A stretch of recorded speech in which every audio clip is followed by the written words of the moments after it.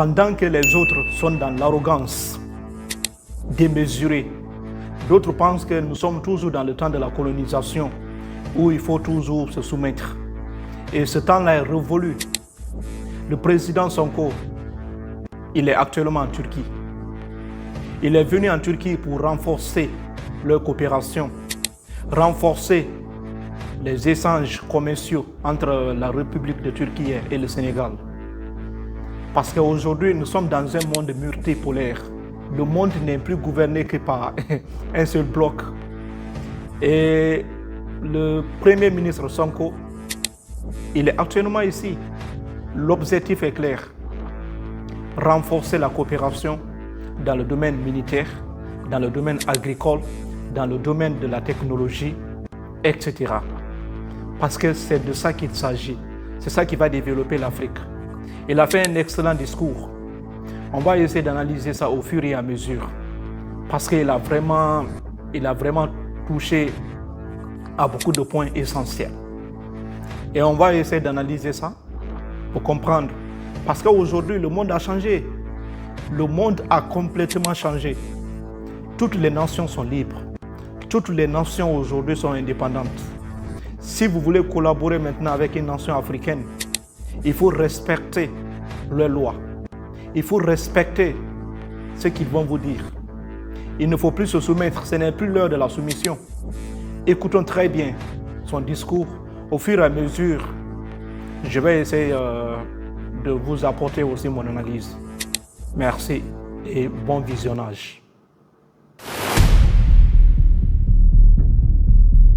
La Turquie est un pays qui a à peu près la même histoire que nous, sur le plan colonial, mais également sur le plan des défis culturels auxquels vous avez été confrontés et qui vous ont amené certainement à faire un certain nombre de révolutions. Tantôt, je parlais un exemple basique, trivial, c'est l'enseignement en langue locale, nationale. Et ça, c'est extrêmement important pour nous. Monsieur le Président de la République, je me réjouis de votre souhait, j'allais dire même votre décision, de hisser nos échanges à la barre des 1 milliard de dollars, c'est-à-dire les multiplier quasiment par un peu plus de 3. C'est appréciable et ça dénote d'une ambition et d'une volonté à laquelle nous allons répondre. Parce que je l'ai dit à l'entame de mes propos ce matin, nous n'avons pas encore exploré la totalité du potentiel relationnel entre nos deux pays. Et sur tous les secteurs que vous avez tantôt cités, l'agriculture, le secteur des énergies, le secteur des transports, dans ce que nous essayons de faire dans le cadre de la vision 2050, la Turquie a sa place à nos côtés en tant qu'investisseur, en tant que partenaire stratégique et institutionnel. Dans ce que nous sommes en train de faire, je vous ai présenté tantôt également. Le Sénégal a une vision, la vision 2050. Moi, j'ai toujours dit, nous, on continue à accuser l'Occident. On dit non, c'est la France, non, c'est tel pays, c'est l'Angleterre. Ce sont ces pays-là qui font que l'Afrique ne se développe pas. Moi, je ne vais pas dire que ce n'est pas vrai, mais en généralité, on a une très grande responsabilité dans ce qui nous arrive. Oui. Ces pays-là ne sont que des causes exogènes de nos problèmes. On a des causes internes et ce sont ces causes-là qu'il faut essayer de résoudre. Le Sénégal a un plan, Sénégal 2050. Tous les pays africains n'ont pas un plan sûr de développement. Et c'est ça un vrai problème auquel tous les pays africains sont confrontés. Il n'y a pas un seul pays africain qui a un plan de développement sûr et net. Dire que d'ici telle année, nous devrons être à ce niveau. D'ici telle année, on doit faire ça. On prend par là, on prend de gauche à droite pour dire que l'Afrique va se développer. L'Afrique ne peut pas se développer sans avoir un plan sûr et net. En voyant le développement rapide de la Chine, ce n'est pas par hasard. Même la Turquie qu'on voit aujourd'hui, ce n'est pas par hasard. Quand Sonko dit que le Sénégal a la même histoire presque celle de l'Afrique, vous devez comprendre que Si vous connaissez très bien l'histoire turque, vous allez comprendre que les gens là aussi se sont battus. Oui, il faut aller voir l'histoire turque. Il faut voir les guerres que les Turcs ont menées. La guerre de Sakarya, la guerre d'Inolu. Il faut aller voir Inolu 1, Inolu 2. Il faut aller voir ça. Avant d'acquérir leur indépendance, les Turcs se sont battus corps et armes. C'est aujourd'hui on voit un petit pays africain attaquer un grand pays et le grand pays est là en train de pleurer. Un pays qui est vaste, un pays même qui dépasse de taille 5 fois plusieurs pays même européens, 3 fois même la France. Oui, mais ce pays est en train de pleurer, ça fait mal. Parce qu'on n'a pas un plan de développement sûr. Il faut avoir un plan. Si tu es confronté à un problème, il faut te planifier à long terme. Si tu es faible, tu te planifies à long terme pour résoudre ce problème. Ça ne sert plus à rien de pleurer un peu partout sur les réseaux sociaux. Les Turcs se sont battus pour acquérir leur indépendance de force contre les Grecs. Les Grecs étaient supportés par l'Occident, par les Européens et aussi par les Américains. Les Turcs se sont battus. Beaucoup de leurs villes étaient sous l'occupation grecque. Il faut lire l'histoire turque, vous allez comprendre. Quand les Turcs se lèvent là, même les Européens ont peur d'eux. Parce qu'ils ont le sang du patriotisme. Les Turcs sont vraiment patriotes. Si tu ne sais pas ça, là, il faut lire l'histoire turque. Le président turc, Erdogan, il est vraiment un leader, un transformateur. Ah oui, il a transformé son pays. Il faut venir voir ici. Moi, j'étais surpris de voir qu'il y a certaines villes, même en Turquie ici, jusqu'en l'an 2000, ces villes-là n'avaient pas accès à l'eau potable. Mais il faut venir voir aujourd'hui toutes ces villes. Quand on te dit que telle ville-là n'avait pas l'eau potable en 2000, tu ne vas pas croire. Les Turcs se sont battus corps et armes pour développer leur pays. Et pour ça, il faut avoir un plan sûr de développement. Il ne faut pas prendre de gauche à droite pour dire que tu vas te développer. Il laisse l'essentiel. C'est de ça qu'il s'agit. Dont nous avons hérité. Nous n'avons pas honte d'en parler. C'est un passif dont nous avons hérité et qui met notre pays dans une position assez délicate sur le plan des finances publiques, sur le plan budgétaire. Mais nous avons décidé résolument de prendre notre destin en main. Vous avez parlé tantôt des enjeux qui concernent l'Afrique. L'Afrique, ce n'est pas l'avenir du monde, c'est le présent du monde. C'est le pays, c'est le continent qui a encore des marges extrêmement importantes pour pouvoir tirer la croissance mondiale. Ailleurs, c'est peut-être en termes de nouvelles technologies, en termes d'innovation, qu'on peut envisager la croissance. Mais en Afrique, c'est dans l'économie classique même. Tous les secteurs sont à développer et il y a de la place à prendre. Et je peux vous assurer que pour le Sénégal singulièrement, vous avez en face de vous, désormais, par le leadership du président Bassirou Diomaye Faye et mon gouvernement personnel, ces leaders africains de nouveau type, ces leaders africains décomplexés, conscients de leurs responsabilités, qui ne demandent pas la gratuité, qui n'attendent pas de l'aide, qui veulent de la collaboration saine, dans un cadre respectueux, mais surtout dans une volonté partagée d'un gain équilibré des deux parties. Et ce que vous avez dit tantôt, un monde multilatéral, équilibré, avec des partenariats respectueux les uns des autres, et non pas un monde basé sur les velléités de domination des uns par les autres. Dans le but de développer l'Afrique, moi j'ai toujours dit, la France va perdre plus que les autres puissances. Parce que si tu vois aujourd'hui l'Angleterre ne vit pas au détriment de l'Afrique comme la France. Oui, parce que la France dépend beaucoup de l'Afrique. Oui, la France dépend beaucoup de l'Afrique. Et actuellement, la France est en train de se retirer et les autres nations émergentes arrivent maintenant sur le continent africain. Pendant que la France dégage, les autres arrivent. C'est ça. Alors que c'était même le moment pour la France de venir, de laisser toute leur arrogance, de venir négocier avec ses anciennes colonies, parce que déjà les liens qui existent entre la France et beaucoup de pays africains sont énormes par rapport à la Turquie. Parce que linguistiquement, on est liés. Beaucoup de pays francophones sont liés à la France. Nous parlons déjà même la langue française. Donc c'était un atout pour la France de revenir à la vérité, d'oublier toute arrogance et revenir négocier avec les pays africains. Parce que les Russes sont là maintenant, les Turcs sont là, même les Chinois sont là. La France doit revoir sa manière de penser, sa manière de voir le monde, surtout en Afrique. Parce que si la France ne voit pas ça, la France va perdre complètement l'Afrique.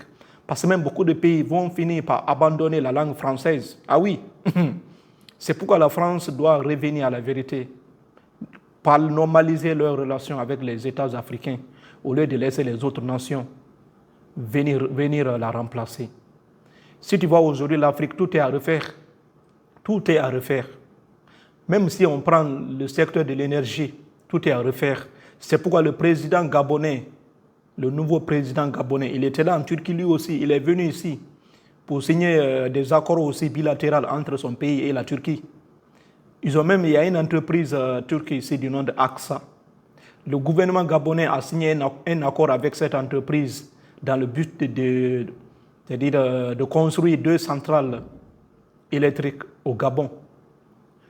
Une centrale de 145 MW qui va fonctionner à l'aide du gaz naturel local. Tout ça, là, c'est pour résoudre le déficit énergétique dans le pays.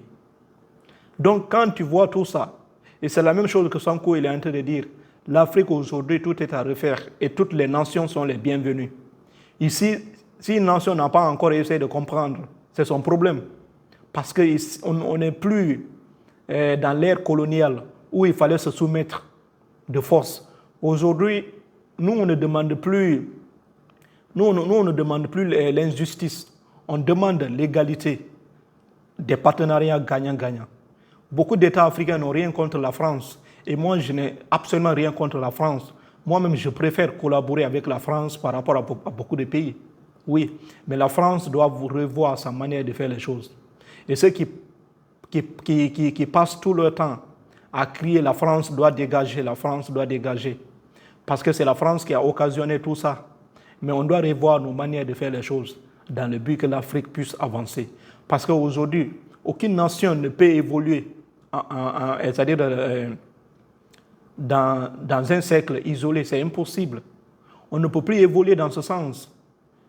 Une nation ne peut plus s'isoler. Tu es obligé de sortir, aller chercher des partenaires. Et c'est ça que le Sénégal est en train de faire aujourd'hui.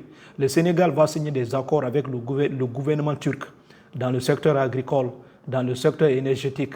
Oui, dans beaucoup de secteurs, surtout encore dans le domaine de la défense. Oui, parce qu'il faut ça pour que l'Afrique puisse avancer.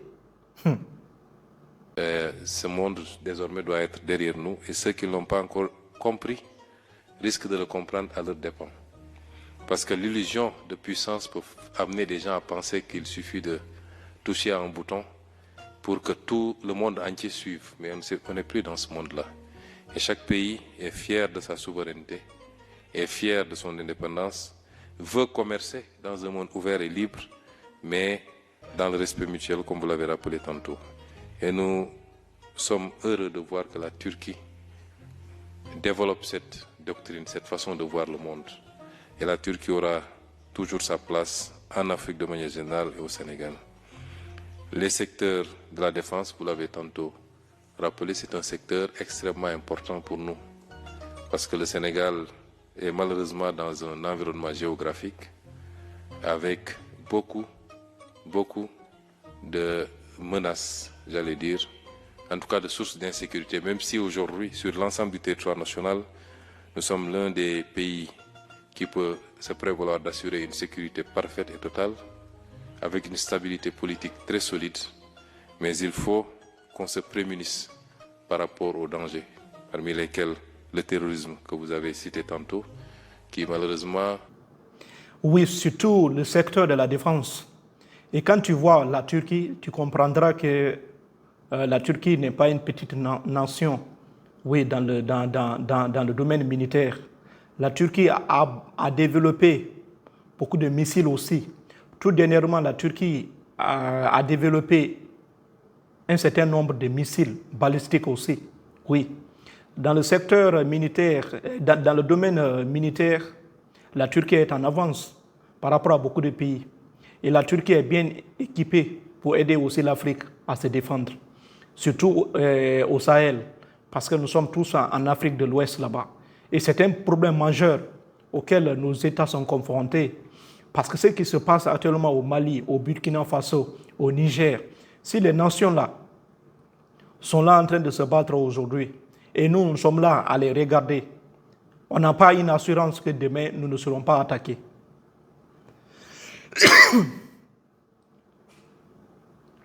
On n'a pas une assurance. Parce que les gens là peuvent nous attaquer à tout moment. C'est un virus déjà qui est présent en Afrique de l'Ouest. Et pour ça, il faut que les nations là s'unissent pour combattre contre le terrorisme en Afrique de l'Ouest. Parce que ça fait mal. Si ton voisin a un problème et toi tu es assis, tu dis que non, ça ne me concerne pas. Ça va te concerner. Parce que c'est comme ça, cela a commencé au Mali, etc. Mais aujourd'hui, il y a ça maintenant dans 3 pays. On n'a pas une assurance que ça va s'arrêter là-bas. C'est pourquoi il faut prévenir. Il faut prévenir, c'est le bon moment. Oui, il faut prendre des précautions. Je pense qu'avec ça, on pourra au moins combattre le terrorisme. Oui, il faut que ces nations-là nous aident. Les nations qui ne veulent pas nous aider, c'est leur problème. Parce que le monde a changé. Si vous êtes toujours dans des pratiques coloniales, c'est votre problème. Parce que maintenant, là, c'est la nouvelle Afrique, avec une nouvelle génération. Oui. Les combats que nos ancêtres ont menés, peut-être ils ont appliqué la mauvaise méthode. Et aussi à une époque dont l'Afrique n'était pas encore organisée, l'information ne circulait pas. Maintenant, de nos jours, tout ce qui se passe, même en Europe, aux États-Unis, on voit ça aussi en Afrique. Et ça fait que la nouvelle génération commence à dire non et non. Non et non à l'ingérence occidentale. Non et non au massacre de nos frères. Non et non à l'humiliation. Oui, parce qu'aujourd'hui, nous sommes avec une nouvelle génération. Il faut que les autres nations aussi acceptent la vérité. Si vous n'acceptez pas, c'est votre problème. Oui, et Sonko dit clairement, ici, on ne déteste pas un pays, mais plutôt, nous défendons nos intérêts. Si vous voulez coopérer avec nous, acceptez nos conditions, signons des partenariats gagnant-gagnant. C'est de ça qu'il s'agit. Gangrène un certain nombre de pays frontaliers. Et la Turquie aujourd'hui qui a réussi en un temps record à développer une industrie d'armement très solide peut être ce partenaire-là, avec, comme je l'ai dit, une volonté politique que vous-même vous allez porter et qui nous permettra, dans des conditions dont nous allons discuter, dont nous avons déjà discuté, de pouvoir nous approvisionner, nous équiper, nous entraîner également, travailler également dans le domaine du partage de renseignements pour mieux sécuriser notre territoire national. Monsieur le Président, nous avons également abordé le relationnel au-delà de la Turquie et j'apprécie votre volonté, au-delà de ce que nous allons faire dans le bilatéral entre votre pays et le nôtre, d'être également notre interprète auprès de beaucoup de partenaires pour plus d'ouverture, de coopération, et notamment un certain nombre de partenaires avec lesquels vous développez des relations privilégiées et pour lesquels vous jouissez d'une confiance parfaite. Nous vous en remercions d'avance. Bon, Sonko, il a fait un excellent discours. Et je pense que les nations doivent comprendre. Ceux qui sont dans l'orgueil doivent se réveiller. Ceux qui sont dans un profond sommeil, c'est leur problème. Oui, parce que d'autres vont continuer à avancer. Et il faut que les autres nations acceptent de suivre le pas du Sénégal. Parce qu'aujourd'hui, quand on parle de la démocratie, c'est vrai, il y a eu des tensions dans le passé, mais le Sénégal s'est toujours défendu. Le Sénégal a toujours honoré son peuple. Et je pense que les autres nations aussi doivent essayer d'emboîter le pas du Sénégal. Parce que tout ça, c'est ça qui va faire que l'Afrique va se développer. Oui. Et il faut vraiment féliciter Ousmane Sonko. Il y a encore beaucoup de choses à faire parce que les Sénégalais l'attendent. Oui, il y a encore beaucoup de choses à faire. Les promesses qui ont été faites, ces promesses-là doivent se réaliser. Et il y a une grande pression qui sont sur les épaules de Sonko et de Diomaye Faye. Donc, le peuple sénégalais attend encore beaucoup de choses de la part de ces deux géants du continent africain. Et nous, on espère que la relation entre les deux frères, ça va continuer parce que c'est l'Afrique qui gagne. D'autres veulent la séparation de ces deux. Mais moi, je pense que la relation entre le Premier ministre sénégalais et son président, ça va continuer dans le bon sens. Et c'est l'Afrique qui gagne. Prenez soin de vous. God bless Africa. Thank you.